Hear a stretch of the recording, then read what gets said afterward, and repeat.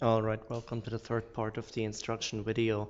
Now, where we left off here at historical multiple graphs in the second video, and I had not updated my workbook, and therefore these graphs were empty. Now I've updated my workbook, and by pressing here refresh and refresh workbook, and now we can see that we do have EV/EBITDA multiples over time, and the tab down here is an average. So this is an average of these EV/EBITDAs over time. It may be more interesting from a corporate finance point of view, just to just to show how multiples have evolved over time. The chart here may be more useful from a valuation point of view, and it shows you the relative performance of the stock price of each of your comparable relative to one another. All starts at 100 here, and you can see how they have performed against each other. Now the next tab I would like to talk about is the beta tab. So again, there is not much that you have to do here. If anything, by default, I have selected 5-year beta calculations. If you want to change it to 1 or 2 years, you can do this here.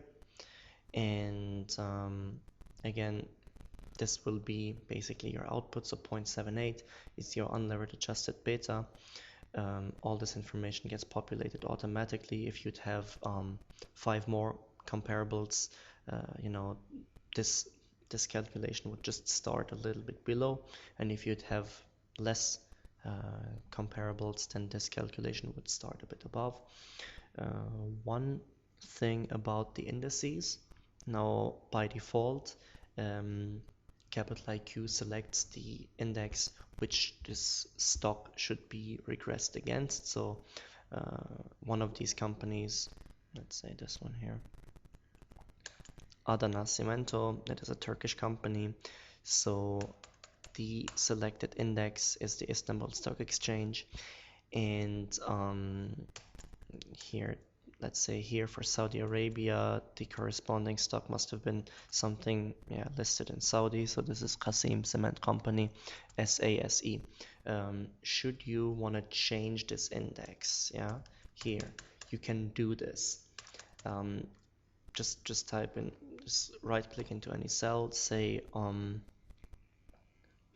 insert CIQ identifiers, and you select not companies but market indices. Type in here, let's say, I don't know what, Dubai, and then it will give you a selection. And so let's say here the DFM index, so you would say okay, add identifier. Okay, so you would have this here.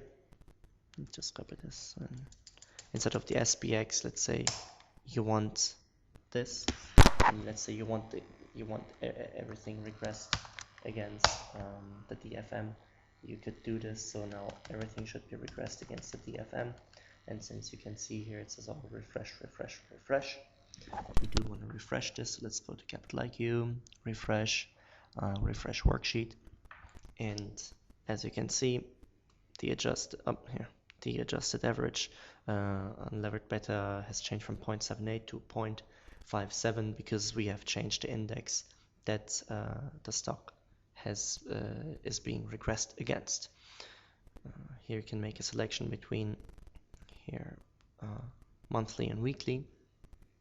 That's basically the most important bit of this tab. Now if you scroll down a bit, I've put in again placeholders for you to type in debt equity ratios or whatnot based on Damodaran, based on Ibbotson. Now this is something you'd have to do yourself. It's just something that I thought might help you save time. Here's a little whack calculation, and again you see everything which is blue is for you to put something in, okay, or select or whatnot. So here you can see, you can take a look at this in your own time. This tab contains a very simple Dcf calculation. Again, blue fields are for you to insert information in. last fiscal year date is something that you would need to insert, and based on our valuation date, you can see it here, it's this one. Based on our valuation date, we will get a stub year fraction, which is important for the very first year. So since we don't discount to January 1st, 2012, we are already here in May 31st. We want our discount factor to incorporate this.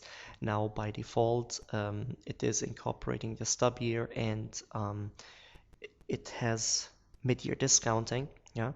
So if you want to change mid-year discounting to end-of-year discounting, you can choose to do so here.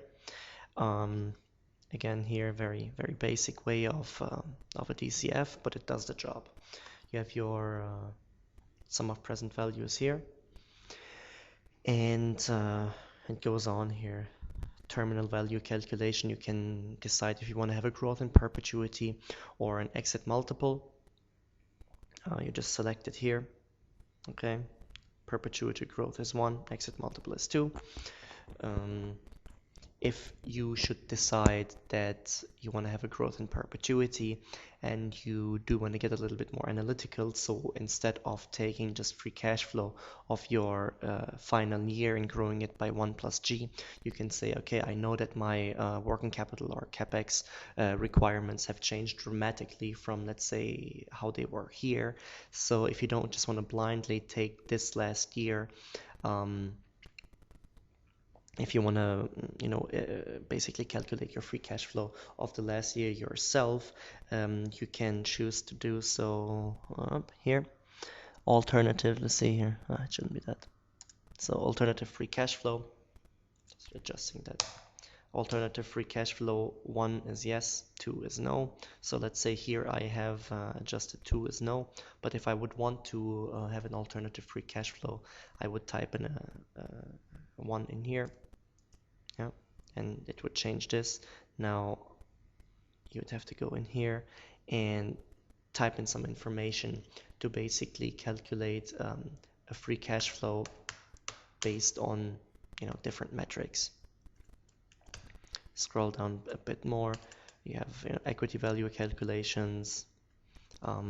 This WACC here is based on the beta sheet, which I just explained a bit ago. You have a sensitivity analysis, as a matter of fact, 2 sensitivity analysis, and you can update this by pressing these buttons. So let's say you want to change the step in WACC from 0.5 to, I don't know, 0.1. You could do so by just pressing this here and changing it, and you can also change here step in long-term growth rate, which would change this, and then hit the update table, and you'd have very nicely formatted sensitivities, and you have some alternative ways of basically arriving at a enterprise value below here. And you can just take a look at this tab yourself. We're almost done, guys. These 2 tabs are basically just data dump. It should be nothing for you to just don't mess around with anything here. Basically, this is where all this information that we select from the drop-down menus in, let's say, this tab here. Oh, no, in this tab. See how we select it here? Yeah, so I mean, obviously this data has to come from somewhere. So these 2 tabs are basically a data dump. I have given you 3 blank sheets for you to, I don't know, mess around with. If you have some information or management information that you want to include here, or forecasts or anything, you can do this here, and then basically link your DCF to this. Do not insert any other tabs or insert rows or columns. It will mess up the functionality of this workbook. And as a last bit, this source tab is basically what makes this whole model run. So this source tab contains, as you can see, a whole bunch of data which is used in order to arrive at our multiples and ratios and outputs. And if you want to basically audit anything which has been given to you through capital IQ, as you can see here, for example, revenue as of this date